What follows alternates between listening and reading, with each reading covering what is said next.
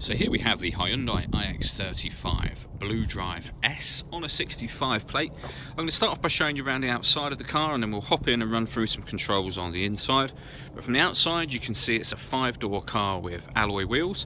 Let's start off inside the boot and then work our way around the rest of the car from there.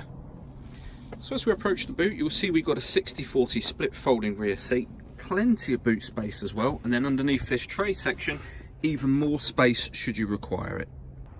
Okay, so we're just going to work our way back round to the front of the car, and then we'll hop in and run through some controls on the inside. But now that we've done a full circle of it, you can see it's in lovely condition the whole way around. Just briefly before we climb in, I think it's well worth seeing the interior from this exterior point of view. These seats are as good as new. There's plenty to run through on the dashboard, so let's hop in and we'll do that now. Okay, so now that we're inside the car, we're going to start with the dials. On the left-hand side, we have the rev counter, and on the right-hand side, the speedometer. In the middle at the top, you can see the total miles on this car of 27,365. The information that's displayed above that can be changed using a button on the steering wheel for various different bits of fuel economy information, all the way back round to the beginning again. If we back out to the steering wheel, that button that I was using is just there, as you can see.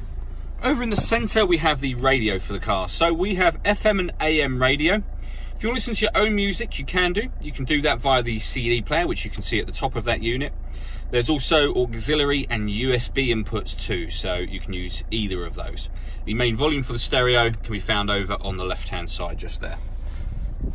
Below that we've got the air conditioning, so fan speed is adjustable on the left. Temperature over on this dial here. You can determine where within the car you'd like the air to be distributed. You can recirculate the air that's in the car should you wish to, and that button turns the air conditioning on or off. So it's on at the moment. When that blue light shows, off or back on again. Underneath that we have two 12-volt charging sockets for charging your phone or satellite navigation, and then the auxiliary and USB inputs you can see in the middle just there. And finally, a 6-speed manual gearbox. All that leaves me to say is thank you for taking the time to watch this video. If you'd like to come and see the car in person and have a test drive, please feel free to call any of our MJA sites. We'd love to hear from you soon.